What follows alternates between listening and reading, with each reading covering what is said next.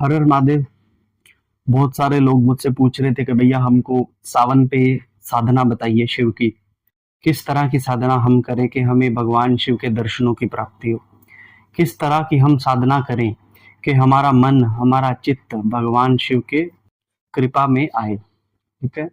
तो आज ये वीडियो में आपको भगवान शिव की साधना के बारे में बताने जा रहा हूँ, जिसको करने मात्र से आपके जीवन में भगवान शिव का आशीर्वाद आपको प्राप्त होगा और आपकी आने वाली गतियां हमेशा सुधार की तरफ जाएंगी। ठीक है।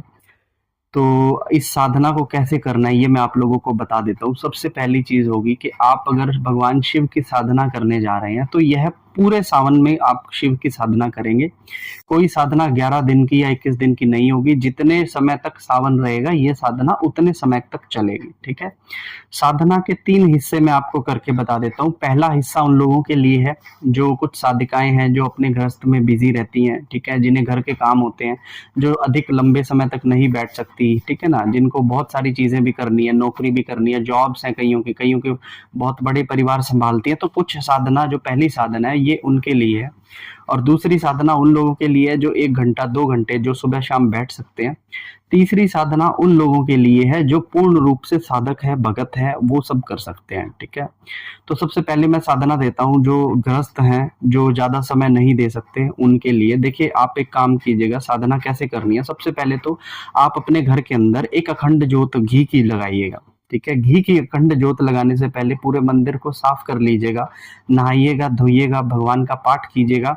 और आपको जब आप घी की ज्योत जलाते हैं तो वहां पर कुछ दूतों का आगमन होता है। तो दूतों के आगमन से पहले आपको दूतों के लिए भोग प्रसादी भी रखनी है। ठीक है। आप हलवा या फिर खीर बनाकर रख सकते हैं, क्योंकि भगवान शिव को खीर बहुत ज्यादा पसंद है। ठीक है। तो आप भोग स्वरूप रखिएगा। कुछ फूल रखिएगा, बहुत अच्छे से साफ सुथरे जो नए फूल होते हैं वो रखिएगा, मुरझाए फूल ना रखिएगा। और उसके बाद सबसे पहले अपने घर के अंदर भगवान शिव की अखंड ज्योत को प्रज्वलित करें। ठीक है। भगवान शिव की अखंड ज्योत प्रज्वलित करने के बाद आप वहां पर भोग प्रसाद रखें। अगर आपके आसपास में कोई शिव मंदिर है तो वहां पर जाकर शिवलिंग पर जो है आप अभिषेक कीजिए। ठीक है। चावल, चीनी, शहद जैसे चीजें, बेलपत्र, ये सब आप शिवलिंग पर अभिषेक कीजिए। ठीक है। उसके बाद आप भगवान शिव की आरती सुबह कीजिए और शाम के समय में भी कीजिए। खाने के रूप में आप या तो आप कुछ हल्का आहार ले सकते हैं। लहसुन प्याज आप ना लीजिएगा, लेकिन अगर आप थोड़े से सामर्थ्य हैं तो मैं कहूंगा कि आप व्रत कीजिएगा। ठीक है। ये उनके लिए मैं बता रहा हूँ जो गृहिणियां हैं, जिनको सारा दिन में बैठने का जो है अधिक समय नहीं मिलता है, वो लोग ये साधना को करेंगे। ठीक है। मंत्र आपको कौन सा करना है? मंत्र आपको ओम नमः शिवाय ओम का मंत्र ही करना है। ठीक है। आपको ओम नमः शिवाय का मंत्र जो करना है वो एक आसन पर बैठकर करना है, साफ सुथरे होकर नहा धोकर करना है। ठीक है। और जब भी आप ओम नमः शिवाय मंत्र करेंगे, या तो आप रुद्राक्ष माला पर करेंगे या फिर आपके अपने फिंगर टैप्स पर करेंगे। ठीक है। तो इस तरह से आपको वो मंत्र जाप करना है। और मंत्र जाप करने से के बाद आपको 3-3 माला, एक एक माला, जितना भी आपका सामर्थ्य हो वो मंत्र जाप आप कर सकते हो। ठीक है। अखंड ज्योत का आप ख्याल रखिएगा कि अखंड ज्योत बुझे नहीं। अखंड ज्योत पर समय समय पर जो घी डालना है वो आप डालते रहिएगा। ठीक है। और जितना भी सामर्थ्य हो उसके हिसाब से आप प्रतिदिन सुबह और शाम भगवान शिव के लिए भोग प्रसादी रखिएगा, क्योंकि भगवान शिव बहुत ही सरल देवता है, इसलिए उनके लिए ज्यादा पेचीदा क्रियाएं करने की आपको कोई आवश्यकता नहीं है। यदि भगवान शिव आपके ऊपर खुश हो गए तो उनका आशीर्वाद आपको मिलेगा ही मिलेगा। ठीक है। दूसरी साधना मैं बताने जा रहा हूँ उन लोगों को जो 1 घंटा 1.5 घंटा बैठ सकते हैं, सुबह बैठ सकते हैं, शाम को बैठ सकते हैं। देखिए, एक समय की पूजा नहीं होती है। सावन का समय है तो आप 2 समय की पूजा आप लोगों को देनी पड़ेगी। 1 घंटा 1.5 घंटा बैठना पड़ेगा, जिसके अंदर आपको कम से कम 11 माला का जाप करना है ओम नमः शिवाय ओम का। ठीक है। आपको अपने घर के अंदर वही सेम तरीके से अखंड ज्योत भी प्रज्वलित करनी है। सुबह शाम आप अपने सामर्थ्य के हिसाब से भोग भी रख सकते हैं। ठीक है। शिवलिंग पर जो अभिषेक करने के लिए मैंने बताया वो आप अभिषेक कर सकते हैं। और भगवान शिव की 11-11 मालाएं आपको सुबह शाम नित्य रूप से करनी है। ठीक है। लहसुन प्याज कोई भी ना खाए। ठीक है। मदिरा, और जहां पर मदिरा चल रही हो ऐसी जगहों से, ऐसे स्थानों से भी दूर रहे। ठीक है। जो व्यक्ति साधना के अंदर होगा वो दूसरे लोगों से ना तो अधिक बात करेगा, ना ही अपनी साधना के बारे में किसी से चर्चा करेगा, और ना ही ज्यादा दूसरे लोगों से मिलेगा। ठीक है। ये बताया मैंने दूसरे पार्ट के जो साधक हैं उनके लिए। ठीक है।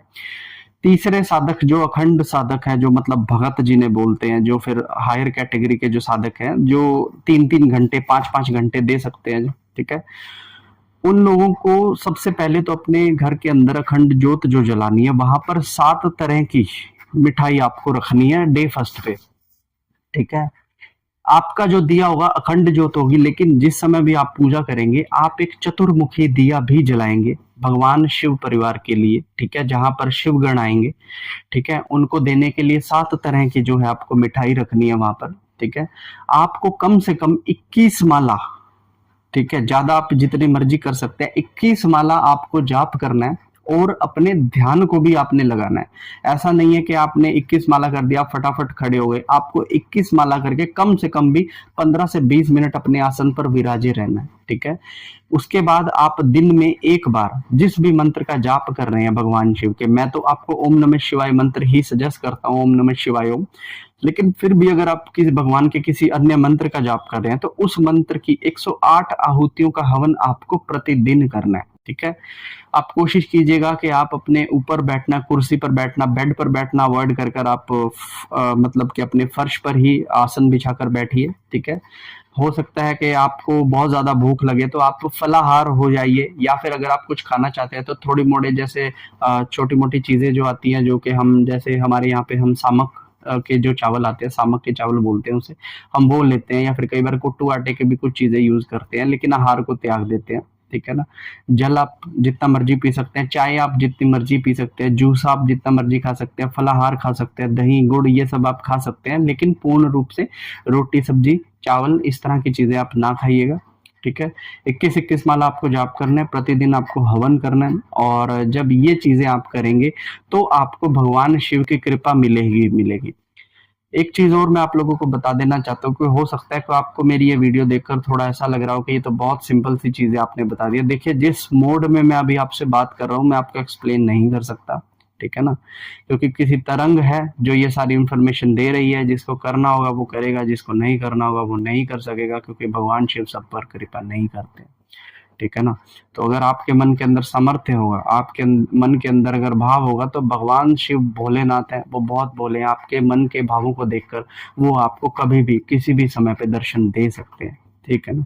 लेकिन इस बीच के अंदर अगर आपके अंदर मनों के घोड़े दौड़ते हैं, आपके अंदर बुरी वासनाएं नकारात्मकता शक्ति दौड़ती है, तो मैं अपनी तरफ से आपको लौंग कपूर विधि पहले ही बता देता हूँ कि अगर आपको कोई प्रॉब्लम हो तो आप अपनी लौंग कपूर विधि कीजिएगा, ठीक है। मुझे बार बार कांटेक्ट करके मुझे भी आप मतलब कि डिस्टर्ब ना कीजिएगा, क्योंकि मैं खुद एक साधक हूँ और सावन के अंदर मैं एक भीषण साधना के अंदर होता हूँ, जिसमें मैं लोगों से मिलना जुलना बात करना बिल्कुल भी पसंद नहीं करता हूँ, ठीक है ना। तो अगर आप लोगों को कोई प्रॉब्लम हो तो केवल कपूर विधि का सहारा लीजिएगा, ठीक है। और अगर ये जितनी भी साधना जो मैं आपको दे रहा हूँ ये एक तरंग के अंदर दे रहा हूँ, तो अगर आप इसे सही रूप से ग्रहण करते हैं तो भगवान शिव की कृपा आपको जरूर मिलेगी। मेरी यह प्रार्थना है कि जो लोग मेरे मुख से निकले हुए शब्दों से भगवान शिव की साधना को करने जा रहे हैं, भगवान शिव उन्हें अपने दर्शन दे, भगवान शिव उन्हें अपना आशीर्वाद प्रदान करें। हर हर महादेव।